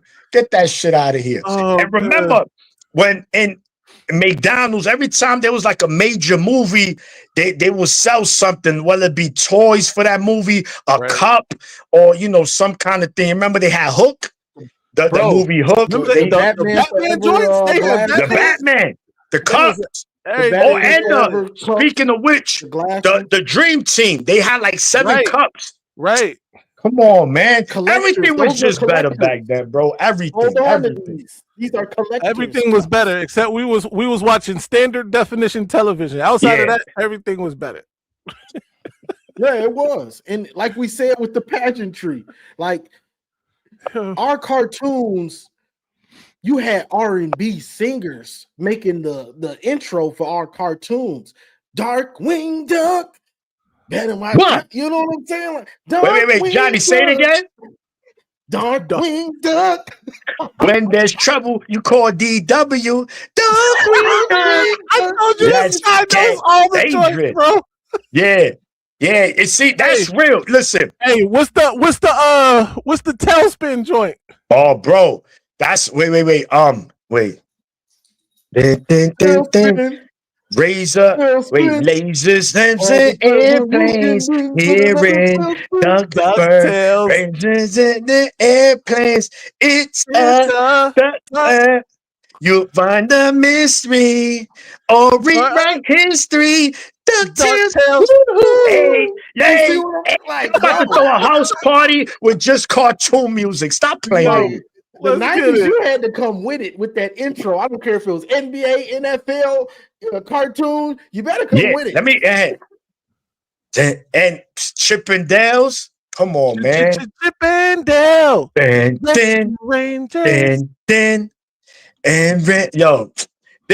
shit was, they were fire. There's no case too big, no case too small. When you need help, just call Chip and Dale's Rescue Rangers. Oh man, bro, I was TV certified right there. Fuck homework. I'm not doing homework. Give me my cartoons. Make that damn arroz con pollo. I'm watching this damn TV. Yeah. So when the youngsters get mad at our nostalgia, it was a different time where they cared. They cared. We care so much. The theme song is going to be fire. It's going to be fire. Gadget was a goat cartoon. That's one of the goats. Yeah. Bro, Inspector you Gadget. Got Thundercats. You had Thundercats. Inspector Gadget. Yeah, bro. Come on, man. Yeah, they don't know about that. Listen, I remember Channel 11, WPIX. They had a lineup. They had Gummy Bears, Of course, Smurfs. Come on, the Smurfs. Bouncing here and there and everywhere. Everywhere. We know they're gonna miss. By the way, shout out to Alan Barnes. Michigan basketball, if they don't, bro, Final Four bound for sure. We're coming for you, Maniac. We're coming for you. Yeah, next Saturday, we ready. I think we lost. We lost to Clemson today. Clemson smacked y'all around, bro. Yeah, and again, the third game that we went in at halftime and we lost. Crazy. We've been sucking in the second half. We better not do that against Michigan next week because they'll get ugly. They'll get Shaba, Sam Cassell, Muggsy Bogues ugly. He said I made that up. Duke won. He did. You liar. Yo. Oh, I'm here. It was 31-26 at half. So then we got here. It is what it is. But look, speaking of college basketball, Michigan, I always liked Michigan basketball because I was raised with the Fab Five, right? And again, not to get too down the rabbit hole with politics, but we understood what the Fab Five stood for, right? You know, getting jerk and these they were ahead of their time. NIL, imagine what Chris Webber, NIL, Jalen Rose, these guys would have been worth, bro, if they were, playing, there was NIL during that time. And it was not only that what they stood for, it was how they played, bro. Like it was showtime at the Apollo when the Fab Five played. And you're talking about 5 true freshmen. None of these guys were red shirts. These were true freshmen, right? Jackson, King, Rose, Howard, and Weber. And these dudes back-to-back Final Fours, back-to-back natties, and came up short. I hated the one because I hate North Carolina, and they had that game. In fact, they beat North Carolina earlier that year. But they lost in the natty, in the close one, man. Timeout. Yeah, they were tough. Steve, UNLV. The only thing with UNLV, similar to Fab Five, but they didn't have that swag like the Fab Five did. But UNLV was cooking team. They beat in '90. I remember in the natty they beat Duke by like 40 points. They destroyed them. Ugly. Yeah. What's that? Stacey Augmon and Stacey Augmon, Greg Anthony, right. Larry Johnson. Nice. Yeah, they had a squad, bro. They had a squad. They was just retarded, But I said after that, they never amounted to anything, man. Well, but yeah, I want to say, look, before we wrap it up or whatever, I want to talk about Michigan State basketball, right? Me personally, as you know, I'm not a Michigan basketball fan. I do like them though, but to me, it's hands down one of the most overrated programs in basketball. And I'm going to tell you why. They're a good program. Don't get me wrong. Not a blue blood, far from a blue blood. But Izzo's been the coach since 95. What year we in, gentlemen? 2026. So that's about 30 plus. 30 plus. He has one national championship in 2000. Bill Self, Dan Hurley, 2 coaches who's been coaching at their programs for less amount of years, has more natties than him. And all we hear every year, Michigan State fans like, they the cream of the crop program. Yes, they had a couple of Final Four appearances. But for a program that's considered cream of the crop, and I don't want to hear he's doing this with 3 stars. If we go down the history of the players that came through Michigan State, bro, they had some dogs. Right. Elite talent at Michigan State. So I don't want to hear nothing. So stop, Michigan State fans, stop coming with this damn wait till basketball season. Win another natty. Y'all haven't done anything since then. Just a program that wins. Okay, consistency winning. How many first round exits they had, guys? Second round with elite talent. Izzo's a joke, man. Yes, he's a great coach. I'm not saying he's not, but bro, that's overrated. That's an overrated great coach because with his talent and with his coaching acumen, he should have at least 2 to 3 natties by now. How Bill Self and Dan Hurley has more natties than you? Come on, man. He should at least. He speaking should of at least have overrated, 2. Notorious B.I.G. is overrated. All right, listen. We How you spoke about segued that. it? How you segue? That's some crazy segue. You've been thinking about that. Yeah. Maze, yo, Johnny, Maze, he gonna bring it up in the spring game. You know it's coming in the Airbnb. Go ahead, man. Oh yeah. Oh, TJ better be ready, bro. TJ better be ready, son. Biggie to go. What? Stop it. Yeah, Maze gonna come with the book I come with where I write my fights. He gonna write a verse on why he's not the Right. GOAT. I got verses. I got He verses. got overrated. He instantly thought about Biggie and just went. Look, MSU, you know, they are overrated. This is the thing with college basketball, though. This is the thin little line or veil that's because you get a lot of credit for making a Final Four. Yeah. It's not a championship, but they raise a banner for it. So it's kind of confusing with college basketball. You know, I think he's overrated, though. I agree, but you make a Final Four here and there, they almost like don't get me wrong. Do you think he's underachieved with teams that he's had? There you go. I think that's more. Excuse me. That's more the word, Maze. He's an underachiever. Right? He has underachieved. He'll have some great regular seasons, great teams heading into March, and they get bounced out early. Now, there's only a couple of programs that is natty or bust, right? The Duke, North Carolina, the Kansas, now you got UConn is back. UConn won their first natty in the early 2000s. UConn has won. You can make an argument. UConn, maybe Duke. Since in the 21st century, UConn might be the preeminent. It is. They are. They have since 2000. UConn has the most natties. They have 5. Daniel, I'm not mad at this, by the way. J. Cole is definitely up there. Tupac is the Tupac. GOAT, in my opinion. Tupac. Listen, people gotta. You know what? Tupac was an alien, bro. I was just listening to stuff, and I understand why people will pick Biggie over him because it's just Pac was deeper. He was way deeper, right? Like this guy, he was ahead of his time, bro. Like he was too ahead of his time.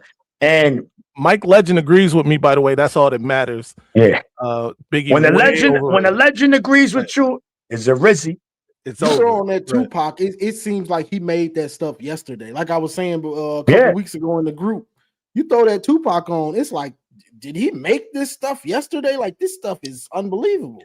Yeah, the relevancy of his records absolutely stand. Correct. Listen, it's my opinion. Tupac has the most important catalog, maybe in music history, definitely in hip hop history, but maybe even in music. I think Mike will always be the GOAT. Mike would just be the GOAT. Michael Jackson is the GOAT, right? He's the greatest entertainer the world's ever seen. Yes. But in terms of important catalog, I don't know. That said, though, the What by Biggie and Method Man, fire record. Yeah, and I think when you look at Tupac, right, what makes him so great that he could do a great revolutionary kind of song. Right? He could do a great sass song. Great. I'm not talking about good. Great. He could do a great kind of R&B for the woman song. He could do a great "I shoot you in your face" song. Like there was no limitation to Tupac. He could do it all, and they were all classics. Brenda's Got a Baby, Dear Mama.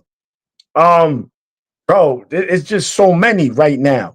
You know that I could go down, man. This guy was he was different, man. Tupac so I agree, Maze, with that. His catalog, it's like it's like a revolutionary rapper, but he balls everything. And it's kind of what, his peoples went through. And he was ahead of his time. Like he knew, we all know his mother was part of the Black Panther Party. Black Panthers, my shout. I was watching again, man. And I don't like, I'm not going to go deep into it, but my man, the Black Messiah, the 21-year-old from Chicago. Fred Hampton. Yeah, that jump's sad. At 21 years old, this guy was a legend. This guy created WIC. He created WIC. That now that is still used today, right? Woman, infant, child, WIC. He was given free food at 21. He was so powerful, becoming so powerful that at 21, the FBI said, we got to kill this guy. Yeah. At 21 years old? Yeah. But we're not going to go down the rabbit hole. But Tupac, definitely, bro, the guy, he was him, man. I mean, Biggie's a great artist too, right? We're not saying we're not saying Biggie wasn't great. We just feel that, he wasn't the GOAT. Because again, then we got to go through criteria. What is it that makes you go? Do we doing sales? There's a lot. So I think a lot of that shit is perception. And me being from New York, I think a lot of it is New York bias at the same time. Right. Biggie only had 2 albums. Right. Technically 3, because his last one was a double album. So they do count those as 2, right? Yeah. So, but that's why like when double albums go diamond, they really sold 5 million copies, but it counts as 2 sales, so it's 10 million, for the diamond thing. Man. So look, man, he just don't measure up. Yeah. A lot of it is preference too, right? Some people just like certain kind of music, and I respect it, So, but I think if you're gonna say the greatest of all time, I do agree. And I'm from New York, I've always said that, dudes get in their feelings, and it's like, yo, bro, he was great, but how you make him the greatest based on what? And no one can really say anything. Right. They can't give me a legitimate reason why he's the greatest. He's from New York. No, I know. And that's why. And me being a New Yorker, like I said, a lot of it, I think, is New York bias. Like, since, hip hop, majority of the greatest lyricists came from here. Nah, bro, that don't mean he's the greatest. Maybe in New York, you want to make that argument. But in the history, nah, man. Some people feel Scarface is over Biggie.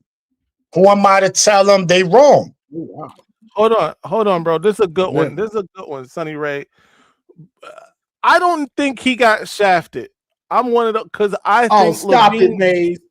Bro, listen, dog. You got hold on. This is why I don't think he got. This is the only reason I don't think he got shafted.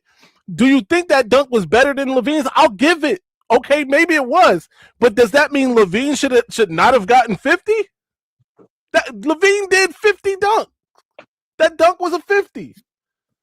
My problem with Levine is he copied a lot of Aaron Gordon's dunks. He just did them a different way, but he would come right behind him and do a similar dunk.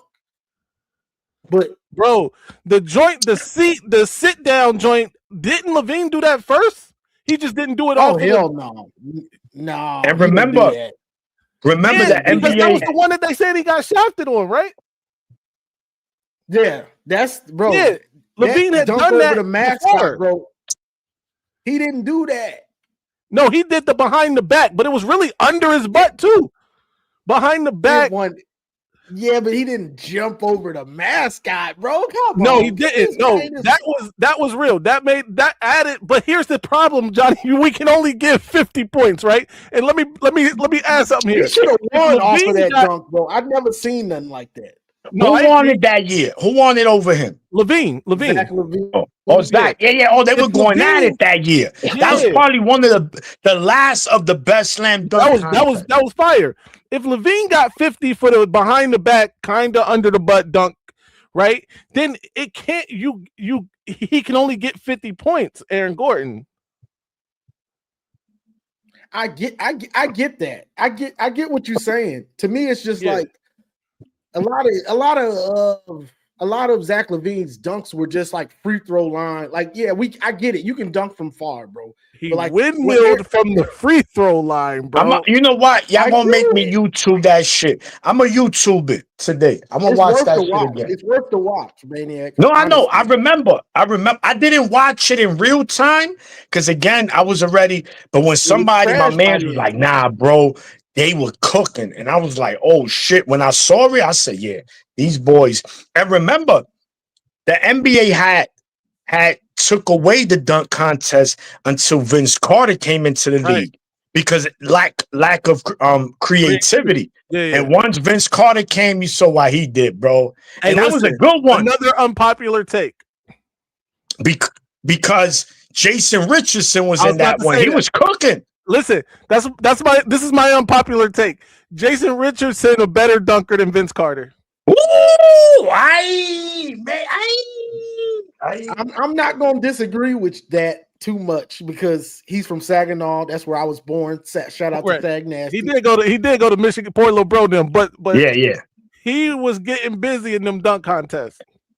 Look, He's one of the best 2-foot jumpers out there. Yeah. He jumps off I 2 think feet. what made Vince so different is his elevation that he got. And he had them dinosaur arms, bro. He had them Dowsum arms where he just catch it from right here. One of the things that Vince was so good at, first of all, he was if y'all pay attention, Vince 360 is the wrong way. Like for most right-handed people, you want to turn to the left. He's turning inward, and that was ill to me. But he's also like windmilling. His windmills were like so good because they were like really straight arm. He not bending the arm at all. It's straight arm. Yeah, cocking it back. That's why Vince was fire, bro. It was. Now crazy. Vince was him, man. Vince was definitely him when it came to dunking. Right. But Jay Rich was up there too. Do y'all remember? No. Jason Richardson was not. That dunk contest. If not for Jason Richardson, Desmond Mason might have 2 dunk contest wins. Desmond Mason, he played for Seattle, the Seahawks, the Supersonics. One of them joints, he brought the ball all the way up here, back down between the leg. Yo, crazy. Desmond Mason was getting busy too. One of the GOATs, well, he's not a GOAT as a player, but a GOAT take was my son, Isaiah Ryder. He played for UNLV. Ryder. When he got drafted to the Timberwolves, the day of his draft, he said, "I'm going to win the dunk contest." He is the father of under the leg dunk. He created that dunk. It was copied by many. Isaiah Ryder, and he went on to win the dunk contest that year.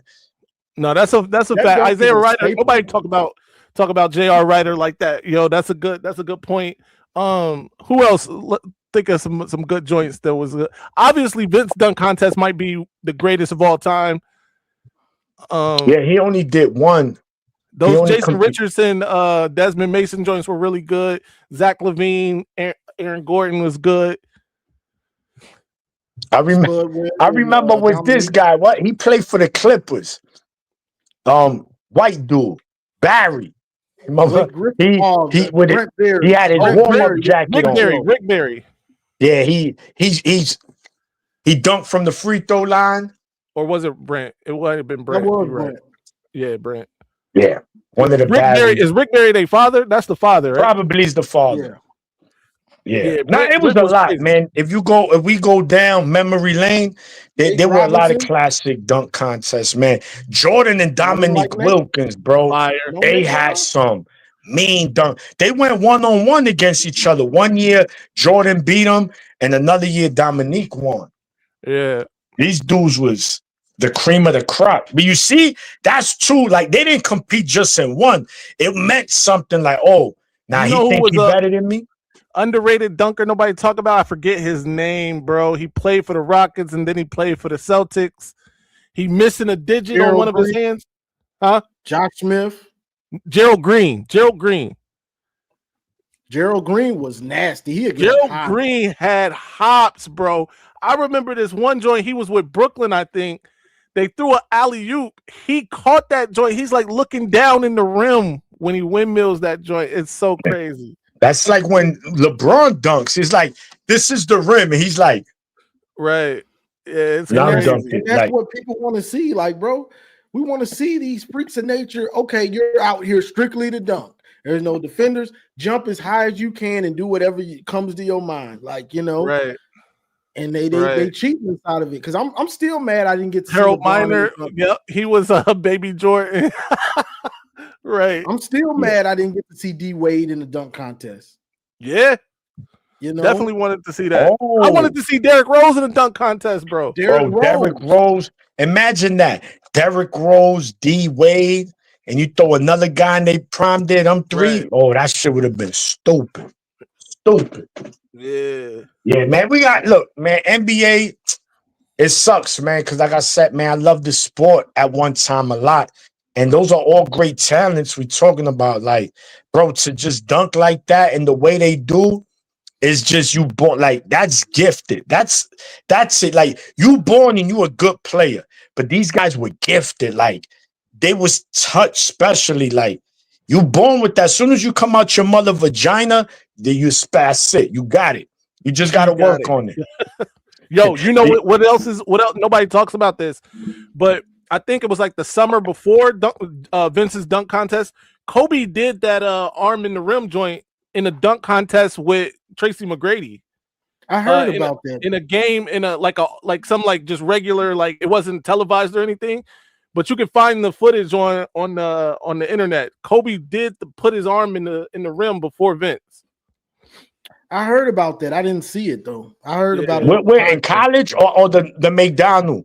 Because Nah, even the McDonald, neither one of them, they were in the league. It was like, you know how like Jordan used to, like Magic Johnson used to have those all-star games that weren't on TV, just had yes. It was like one of those. And after the game, they had Kobe, Tracy McGrady. It was a couple people that was doing it, but McGrady and Kobe were kind of going back and forth. And Kobe did the arm in the rim joint. Yeah, man. It was a lot of memories, bro. But I'm glad you put that intro, Johnny. Just one more time, man. Just one more time. I gotta hear that. Didn't it? Yeah, that's just the best intro ever.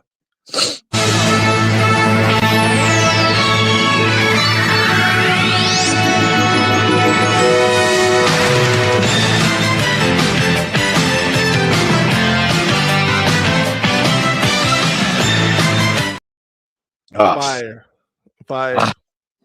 I'm 10 years old again, bro. That like just right there. Man, that was the best. You already knew it was outright. And then whenever playoffs came, that first Saturday was always a triple header. Right. It was always a triple header from 12 to on.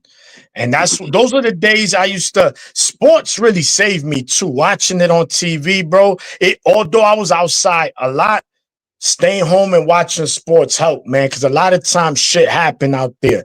And when I come to find, I'm like, damn, bro, look, thank goodness Barkley and them were playing. You know, it just right. Oh man, yeah. So man, that's that, man. I'm gonna head out, fellas. I don't know if y'all gonna keep cooking, but Johnny, thank you. For those that watching, man, we just wanna let you know, man, we're going to do this every Saturday as much as possible. It will be different people on the panel. We just going to talk sports, man, until we get to college football. Of course, we'll talk Michigan football as news come in. We'll speak about it like we did in the beginning of the show. So go back to the beginning of the show. We spoke about the Wii incident and Buckeye Scoop. Yo, Rip, you an 80s baby or 90s baby? If you have to guess, Rip, we don't even know what Rip is. He could just be from Europe somewhere for all we know, like from Yugoslavia. We don't even know. He just from Yugoslavia. But, does Yugoslavia still exist? I think that's like Serbia now. I don't know. That's Vladi Divac's country. Right. You know, but and also don't forget, man, every Monday, Maze Out Sports. We there. Make sure y'all tune in. We back. We came back last Monday. We will be back for President's Day. We might do a matinee. Who knows? Because I ain't let's working get that there day. So it's early up to on me. It's up to the President's boss. Day. Whatever he want to do. But anyway, my brothers, everyone in the chat, man, thank you for tuning in. I appreciate y'all. And I'm out of here. Yeah, I'm out too, man. I want everybody out there, have a good weekend. Enjoy your Valentine's Day if you still got some of that left. And yeah, man, Johnny, appreciate the show, the stage. Check it out every Saturday. Like you said, different people will be on the panel. It won't just be me and Maniac and Johnny every week. But it should be a good watch either way. Till next time, stay angry, my friends.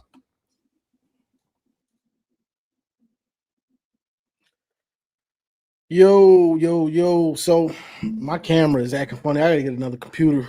But yeah, this is just something to stay in the algorithm and to also, give us something to talk about and to, just something for you to pop on while you're doing your dishes, cutting your grass, or cooking, whatever you're doing. You know what I'm saying? You can sit and listen to us chop it up about sports, whatever sports. It's probably going to be NFL, NBA, and college basketball, college football. But you never know. We get on here, the stage is what I'm calling it, and we cook up. Like I said, it's going to be different people, but, this is just the start of it. Hopefully people starting tuning in more and enjoying it, to get us through the off season. It's a boring off season, bro. Like, it's boring. There's not Michigan football to talk every week. So this is just something to get us through this long off season, and to talk about other sports. Cause I know a lot of y'all are like me. Y'all like other sports. You know what I'm saying? Y'all grew up watching the NFL. You grew up watching NBA, and we chop it up about it. What it used to be, where it is now, and hopefully it gets going somewhere. Because right now it's looking ugly for the NBA, and they don't care right now. But the ratings are down, and so when they have to do their new deals with these TV networks, they gonna carry it in because the ratings is gonna tell a different story from where it is. Like right now they eating it. You got bench players making 30 million. It's crazy. So they don't care. But as fans, I miss NBA All-Star Weekend being must-see TV. I miss that. And if you didn't get to grow up and see these games, it's not that we're old heads. It ain't that we old heads. It's that we saw something different, something that meant something, and it just don't mean that much now. So I think it was one more super chat I didn't read. So let me read it. Oh no, I did read it. But I appreciate all the super chats from Ripstar, Go Blue, Sunny Ray. But that's all I got for this one, y'all. See you next week on the stage. Most likely, I'll figure out some topics we can cook about. So, like, share, subscribe, and as always, go Blue.